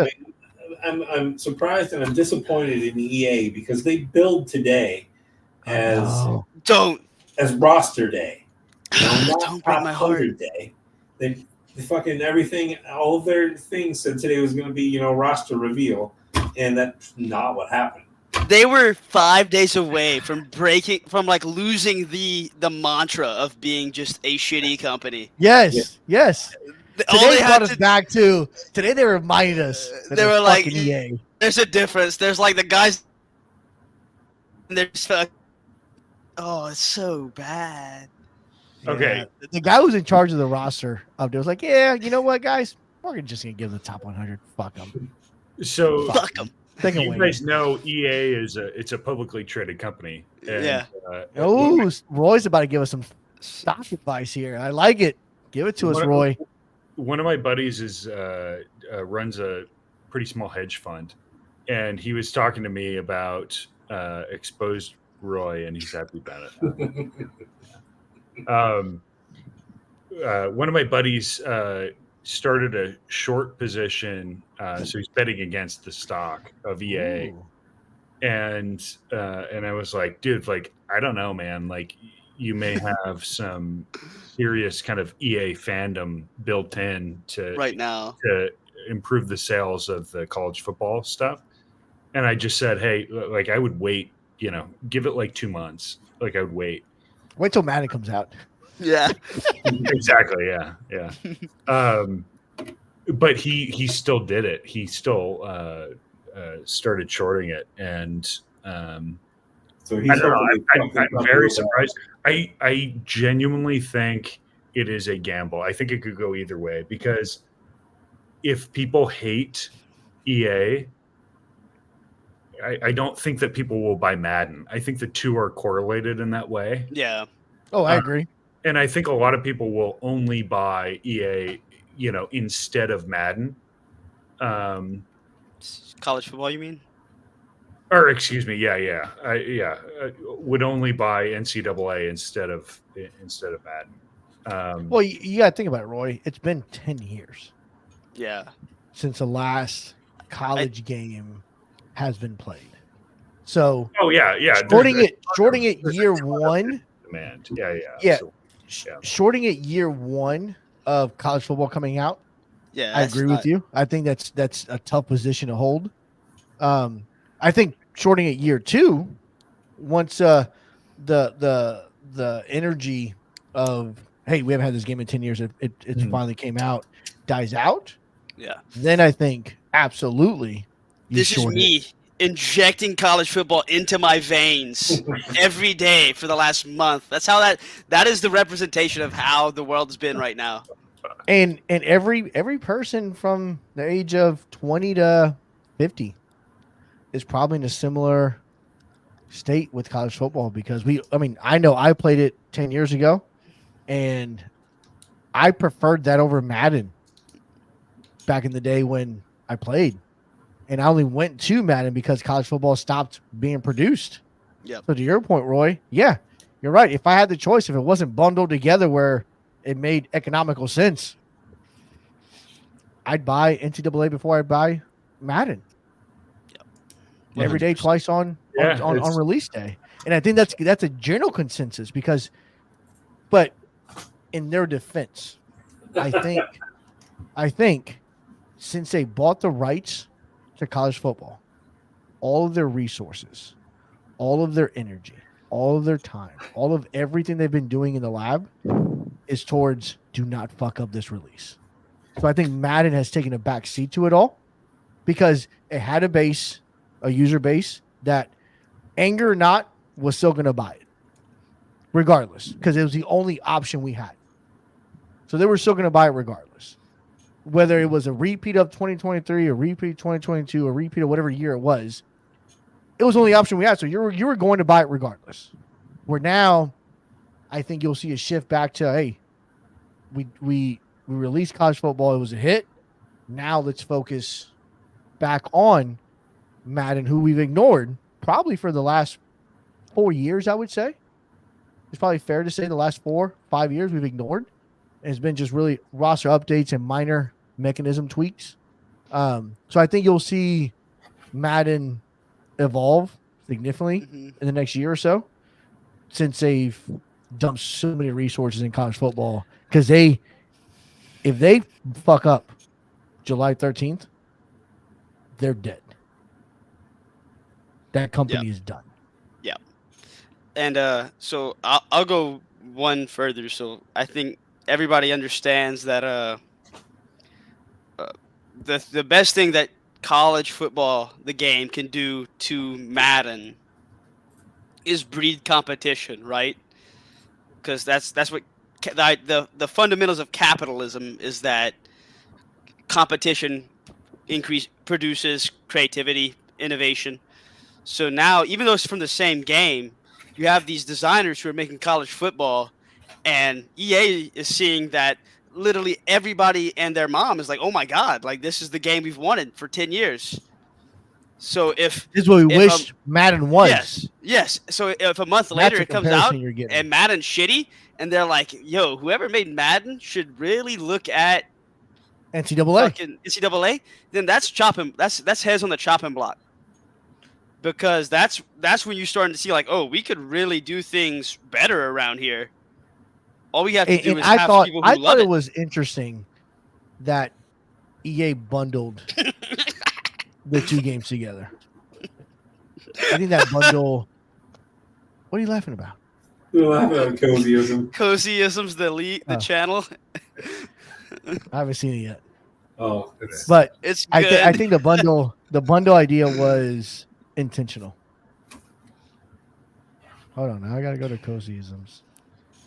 All right. Well, while you guys are looking at that, I just want to talk. I mean, I think I talked about this earlier. I think it'll breed some competition between the two games. Yes. Not in competition a little bit, but also they can share. They can share. Yes, We've already yes. seen them sharing things as far as the team builder, and I hope that continues. And with college football, I mean, it's like a cult following at this point. Hold on. I gotta show the dying. picture. I'm sorry.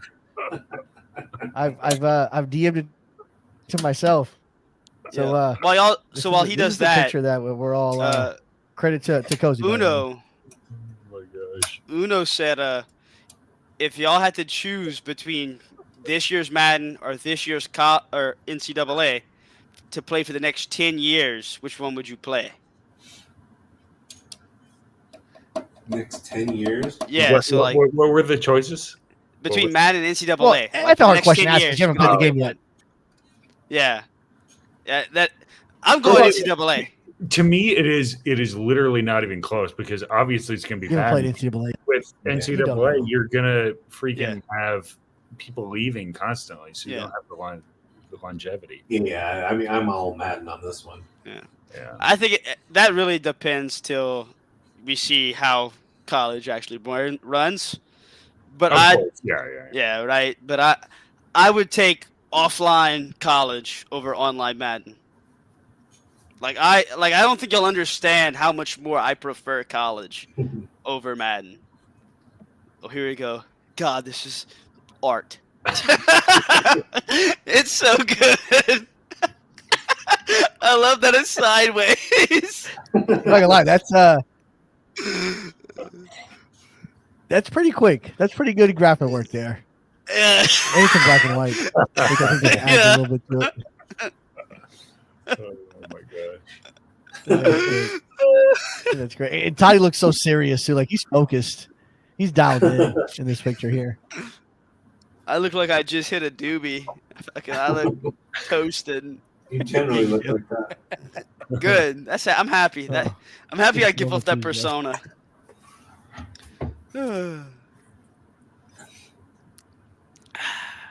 So all right, so with that being said, we're at the hour 30 mark. Go ahead, Randy. Yep. I posed this question to Jorge before we opened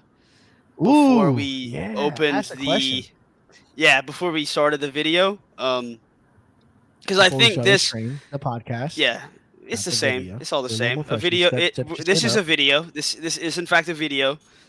But so I felt like this would really help explain why we care so much about college and why we're so excited for this game. And the question was, what got you, Jorge, or either of you, Toddy or Roy, into college football? It was like what team, player in your life got you into college football and made you a fan? Are you asking me? I'm fucking. All three.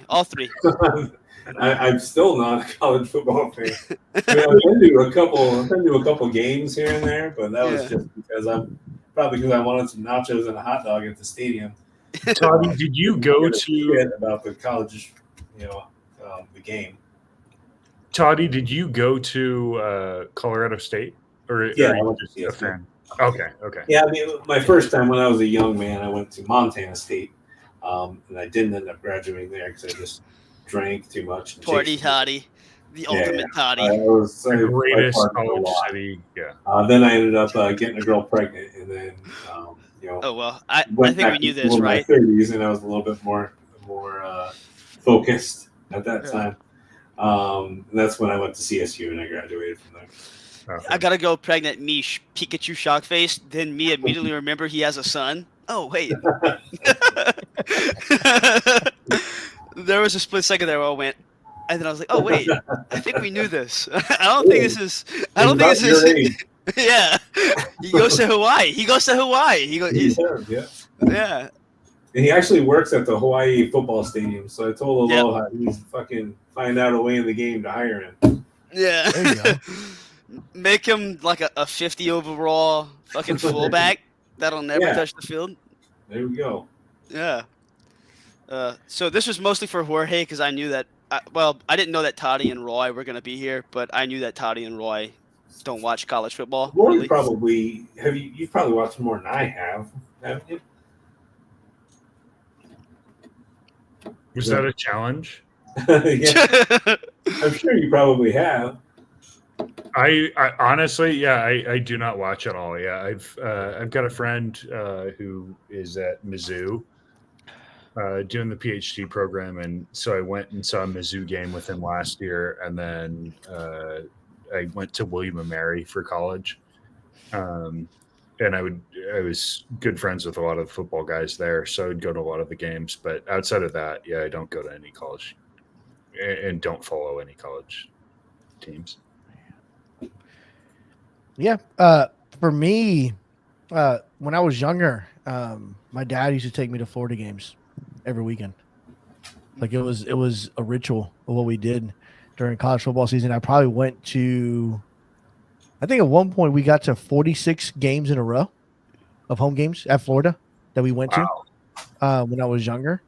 We'd go all the time, and then it so happened that my wife went to Florida also to be a CPA. So when she was there from 2006 through 2010, that was during the Tebow, Yeah, the Tebow days. That That's was during the Tebow days, but also for those that follow college basketball, that was also during the Florida Gators and Billy Donovan run where they won back-to-back national championship, and Al Horford and those guys in college basketball. So that run of 4 years while she was there, I went to every single Florida game. I went to the Florida Georgia game. Yeah. So what year was this? What was the years? This was 2006 through 2010 Okay. for those 4 years. So I went to the Florida Georgia game. I went to multiple Florida LSU games. We actually went to LSU. What year? What year? The Sugar Bowl year. In 07 or 07 or 09? Yeah, no, 07. Okay. Can I tell my story now, please? No, I'm not done telling my story. You asked the question. I'm telling my story. This is my time. This correlates. I know it correlates, so you can piggyback off of it. So in 07 we went, and we went to, I mean, the story's done, but I didn't want to speak. But yeah, so yes, I've been a diehard kind of Florida fan, and then now that I coach high school football as well for the last 5 years, I've been more plugged into other universities across the U.S. as kids that I've coached have kind of gone there. But I hate to say alma mater because I didn't graduate from there, but the school, I follow them more than I do the local school that I graduated from. Yeah. All right, Randy, give it to us. So, were you there in 07? Yeah. So I'm gonna tell the whole story. I'll start ever since from 06, which I was 7 years old, up until I started playing high school football, which would have been in 2014. So from 06 to 13, I went to every home game of the LSU year, like every one. Well, minus one a year, because the one deal my dad and I made was that we would go to him, but he had two of the the money he spent for the season tickets. So we typically either sold the Arkansas game or the Alabama game, because they were the closest to Thanksgiving. And those were the two that you could actually make all the money from the season tickets back in that one game. So the 07 LSU Florida game is actually like a pivotal moment in my life, because from that moment on was when I decided that I was going to go to LSU. Oh yeah. And I will give everybody, because I'm sure none of you fuckers know about the LSU Florida game of 07. But for a background, it's considered the most chaotic year of college football in the last 2 decades. At the time, LSU had, I believe, 1 or 2 losses, and it was. You guys came into you guys had 1 loss.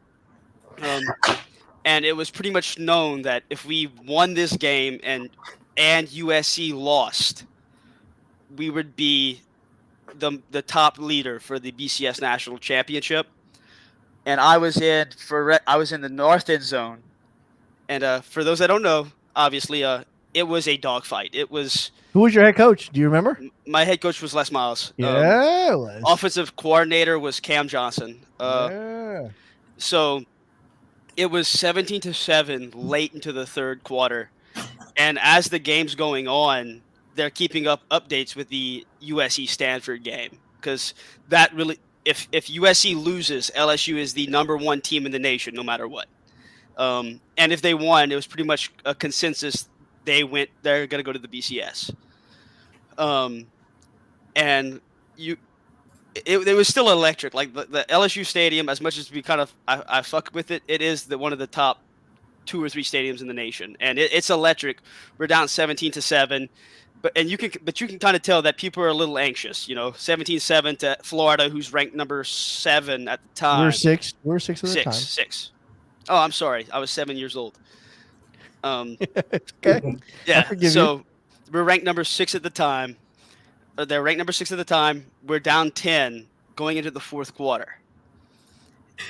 And right before or right after the fourth quarter starts, the guy on the intercom comes out, and he goes scoring final update, and he goes Stanford 24, and then he has like a long pause, and you could hear a pin drop in a stadium of 100,000, and then he finishes with USC 23, and it erupts.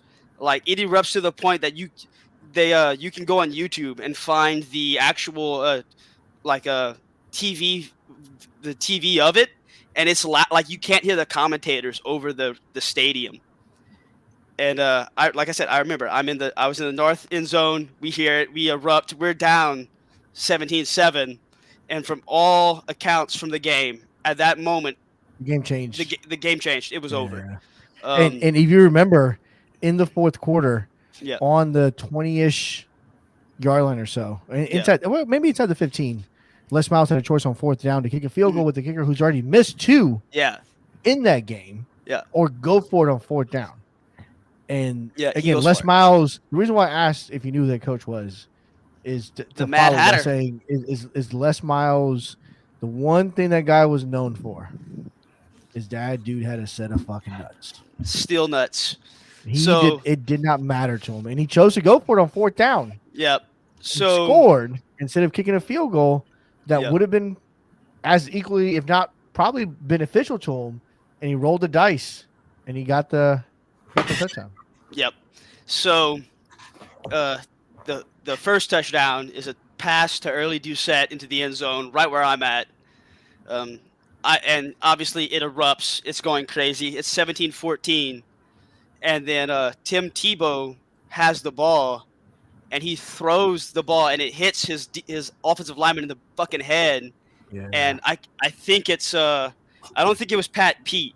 It was I can't remember, but the dude dives and picks it off in the air, lands off the helmet. And then comes to what's known as the drive for LSU football. It is a 16-play, 52-yard drive where we went for it on fourth down 4 fucking times. Jacob Hester, fullback for the Denver Broncos, gets the ball 14 fucking times and just consistently. And we could not stop him. We could 3 not yards. stop him. That dude was getting 3.5 yards in a cloud of dust every single time. It was okay. It was 1st and 10, 2nd and 7, 3rd and 3, 3rd and 5, 4th and 2, first down, and it was like that the entire drive. And the sad part is you knew that Hester was getting the ball. I mean, they didn't fucking lie. They lined up in goddamn goal formation, and they just said, "You're gonna fucking stop us. We're going to kill you, or you're going to stop it." That Maryland formation that circulated the chat. Yeah. That was LSU's formation. Yeah, and they just kept doing it over and over, and it was I'm sure we've seen like a final touchdown in the seconds that's just like a guillotine, like it just kills somebody. We were watching like somebody getting strangled. I mean, Les Miles, the offensive line and the offense just had their fucking hands around Florida's neck. When the analogy of taking the life out of a team is thrown around, that's it. Yeah, and I mean, it was just, and, like I said, you can you can go back to like Randy's over here trying to tell a freaking story. We got Toddy like, and Roy. Randy will never shut up, so we're just trying to entertain him. So needless to say, they scored the final touchdown with like 45 seconds left. Random drunk guy picks up 7-year-old me on his fucking shoulders. He's shooting fucking bourbon. It's the epitome of LSU football. And like ever since that day, like from that moment. Well, hold on, no. So you've got a very important part. He was picked up by a drunk man. Drunk man on besides this is a safe space, and we all love you. Was that besides the child trafficking aspect of it? There was a Hail Mary that was thrown that almost got caught by Florida in the end zone that was knocked out at the last second by what then later became a DBU university. Yep. And so that's like my whole life, like from now all the way back then. Like it all started with that focal point of LSU Florida 07. That was a 28-24 game. Yep. And hearing specifically Stanford 24, USC 23. The worst thing that happened from Florida was that score being announced, because up until that point, Florida was dominating the game on all aspects of it. It's almost like LSU was bored to be there. Yeah. And then they say it. And all like right, so we got to talk about it because we're gonna lose Toddy. Oh, it was so good. We're gonna lose Toddy. Toddy's dead. We're gonna lose him. He's gonna take it down. He's like, "Fuck this fucking LSU Florida talk. I'm tired of it. I'm done." That does remind me, if we're going to talk about nostalgic college football games, like the only game I think I ever watched, I think it was the national championship that Adrian Peterson was in it. Okay. Which one was that? It was like at the very end, they did some kind of weird ass play. It was like Boise State or no? Hold on. Best game. Yeah, that's like the only Statue of Liberty. All right. So Statue of Liberty. So the dude married his girlfriend. Yes, he did. Chris Peterson.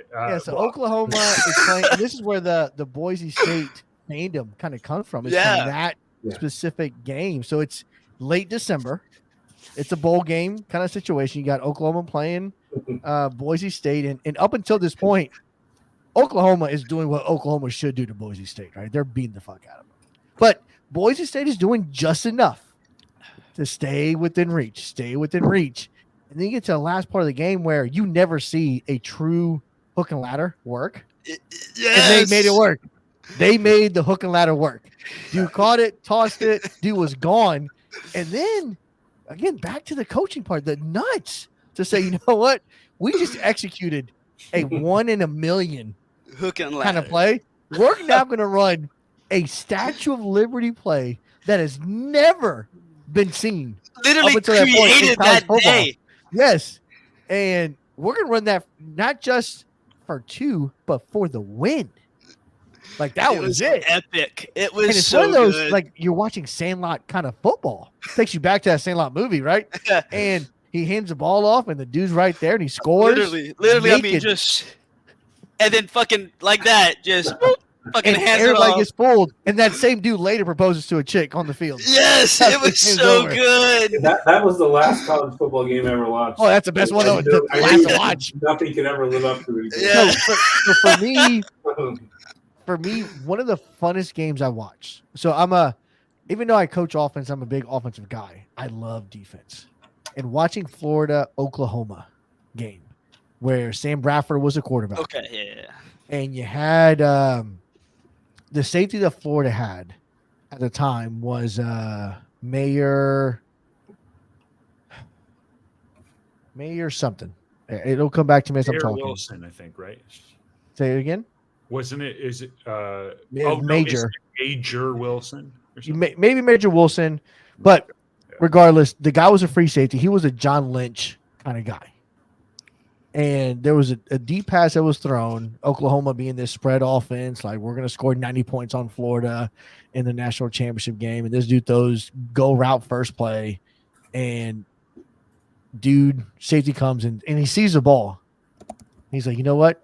Fuck the ball. I'm gonna run through this dude, and he destroys him. Like more of that, Colorado State Travis Hunter kind of hit. Yeah. If you have not seen it, Google Florida, Oklahoma national championship game. Major Wright is his name. That's his name. Major Wright is his name. He played with Ahmad Black that day. Yeah. That was a tandem that we had in the areas. Major Wright, it was in the comments too. Major Wright laid that dude the fuck out, and like I was very little. This things get me really, really excited, and I was like, "Whoo!" First play of the game, like that'll get your blood going right there. But that Boise State Oklahoma game was a good one for sure. I also don't mind seeing Georgia lose. So when Tua came in for Jalen Hurts and threw that go route to was it Waddle in the end zone against Georgia to come back to beat him, I was a fan of that. Whenever Georgia loses, I'm usually pretty happy. Fuck Georgia and Kentucky. I don't like Kentucky either. So one of my big theories in the NFL is that every Super Bowl can be correlated to one catch of the Super Bowl. Like there's always seems to be like a catch that breaks the game open. Plaxico Burress fucking helmet catch, and then the other big ones that everybody. It wasn't Plaxico Burress. Oh no, yeah. Yeah, my bad. I'm gonna Come on, Randy. I'm sorry. I was fucking 12. Antonio Brown in the Super Bowl against the Cardinals. That was iconic. The Atlanta Falcons versus Patriots, where Julio Jones looks like he has the one where he catches it. I mean, off the toes in the out of bounds.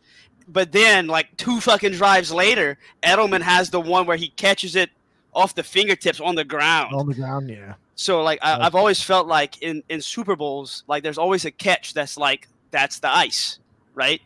In college football, it's always the hit. There's a hit, and it kind of goes with like it's always a defensive play that makes and breaks the game. Yeah, it's always a defensive hit that you see that's like but you know why though? Yeah, I think I know why, but I'll let you explain. In the NFL, usually defense wins championships. Yep. Right? In college football, it's more geared towards an offensive style the entire time. So when you see defense lay the wood and make a play that, again, it's not their norm, it's a momentum shift. Yeah. I was gonna go much less intelligent about it, but that's kind of where I was gonna go. Yeah, 1,000%. Because the other thing you have to remember about college is that it's kids, right? Like, fucking, I'm 25. I am out of college. The people that play college, you could be a starting quarterback though. You could be. That's about the only position I could be at this point. Yeah, for sure. Yeah, like the rest of them are like 18 to 22. So whenever somebody literally Chris Winkie was like 26 or something when he graduated from FSU. I just want those shots at FSU while we were there.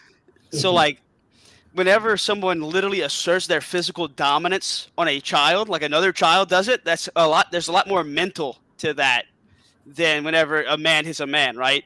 So, and the side, whenever you the sideline thing, being like seeing that, we're bigger than them, we're stronger than them. For the college kid, that's a big mental thing. Big mental block. Whereas for the NFL, they know that they're pretty much balanced. Yeah, it's a normal guy. For them in the NFL, it's a normal guy. Yeah. For the college, it's like, shit, I'm 18 years old. And I 24. I just killed that kid. And whereas for the catch, it's much more mental, right? Because to have a catch like that, you have to be like in the zone, locked in. And that's saying like we want this more. Like that's the mental part that you can't train. That you see much more. That's what defines NFL players much more of the time than the physicals, right? I agree. I just think that's a big part of it for both. Is that it's a mental game in the NFL, whereas it's pure physical in college. In college, yeah, I think it's probably why they play faster, because they're not thinking a whole lot. Toddy, Roy, anything you guys want to tell us about NCAA in Legacy specifically that may come out soon? I don't know. We're talking about a lot of stuff. I mean, we really have to wait for the game to come out before we know a lot of the stuff. But I mean, we've definitely talked about the rules. We've talked about hurry up. We've talked about blowout. Is there a Randy rule around blowout? Those are really the biggest things. I mean, we obviously can't have the same rules we have in Madden just because this is a different game. So, but we still want to, have some kind of structure around it because we don't need people out there dropping 100 points on someone's head just to be a dick. Water, they're talking to you, buddy. He's gonna have trouble with Illinois. He'll find a way. He'll find a way. Year 2, maybe somehow he'll find 3 or 4. all 99 speed players to be on his team. He'll have unlimited NIL money. But yeah, I mean, we're gonna have to wait till it comes out, and then we'll see. We'll go from there. What do you think, Roy?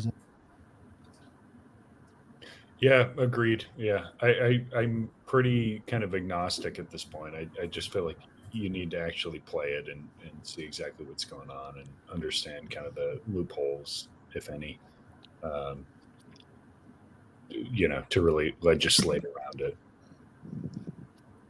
Do you guys have who do you think wins year 1 in Legacy? Commish-wise, because I know Randy and I have talked about this. I mean, it has to be one of the Power 5 teams, right? I think Prime has Colorado. Colorado's super overrated, but that's a separate discussion. Yeah. I mean, to me, he has to be the favorite. Toddy? Yeah, I mean, you have to take a look at Uno, Prime, AJ. Yeah, AJ. I mean, Ohio State's just stacked. Apparently, they've got 90 overalls. So it depends. Again, this comes down to us being able to see it. Yeah, Toddy's not winning shit. Yeah. It comes down to seeing how the game goes. Yeah. We've had a good discussion about this. Is user skill going to come into this as much as we think it is, or are you just going to dominate if you have a dominant team? Yep. And just set the controller down and let your team just dominate. Which it'll be interesting to see if it really comes into it. Because a guy like Water, we've seen, he can win with anything in Madden. Is that going to be the case with Illinois if he's playing Georgia? Or is he just going to get his doors blown off completely, no matter what? I mean, if it works out the way Randy seems to predict it, right? Georgia should beat the brakes off of Illinois, right? Because it's a superior kind of team, and if you match superior kind of team with decent to above average kind of user, it should separate themselves. And like I think about a guy like Beast who has Army, which I think he's a phenomenal user. I think he's really, really good. But that team those corners can't cover any player on any team in any Power 5 conference. And he's stuck in a legit conference with some guys that can play. So just run with a streak. The guy, the fastest Army cornerback is probably going to be like 83 speed. There's no way he keeps up with the dude that's running 99 or 97. You know what I mean? So I do wonder about that aspect of it. I am interested to see conferences year 2. I know year 1, it's settled, it's set. I know Randy complained and bitched and moaned. I tried my best. I wouldn't say it's set. Randy, you hear that? Yeah, I mean, we still got to see what these overalls are going to be. That's why we were hoping today that we would get all the team overalls like we thought we would. There's a reason I shut up about it. Right? You were told, hey, calm the fuck down. Illuminati chat. There was a civil war in Illuminati chat that nobody else saw, right? Like we figured it out since then. We've hashed it out. What happened was you got spanked a little bit. You got told shut the fuck up and know your role. That's what got told. They tried their best, but I'm like a Karen in a coffee shop. I have no role. There you go. All right, guys. So we're at the 2-hour mark. I do want to let you guys go. It is. I need to go to bed. bedtime for a lot of people. Yeah. Roy, I think it's dinner time for you. It's like 6:30, 7:30 over there where you're at. Where are you, by the way? You seem in a hotel room, or where are you? This is my home. Yeah. Oh, okay. Look at that. Well, yeah, no there's no frames or nothing. Okay. Is that a guitar back there? Yeah. I've got a guitar. I've got a keyboard. I've got too many guitars. Yeah. Yeah. The door side to that, it goes to the gas chamber.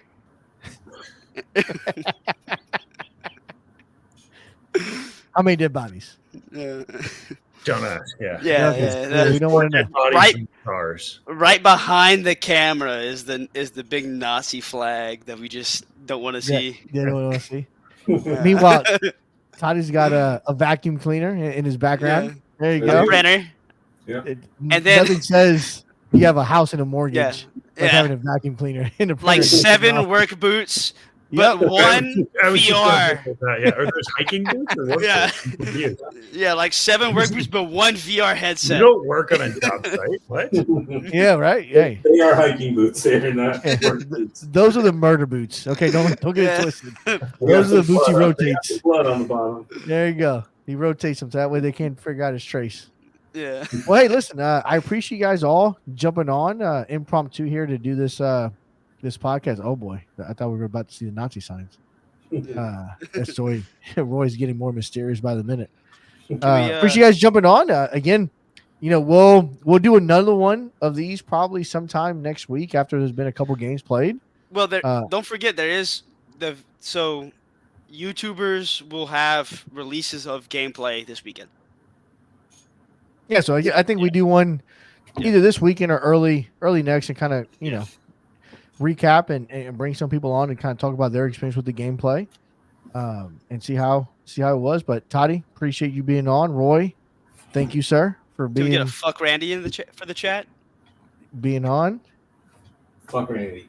There you go. I said it, chat. I was gonna give him his own solo, but I was gonna give him on the big screen. Just let him do it. Do it there. Randy, as always, dude, I appreciate you hopping on. Love the conversation and dialogue. Until next time, fellas. Appreciate you guys being on. Have a good night. See you next time. Peace. The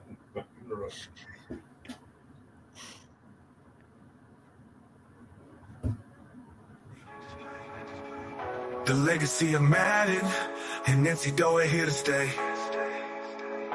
Troy lead the way in this game we trust. Franchise and dynasty, the People's Podcast. Welcome to the People's Podcast, where legends play.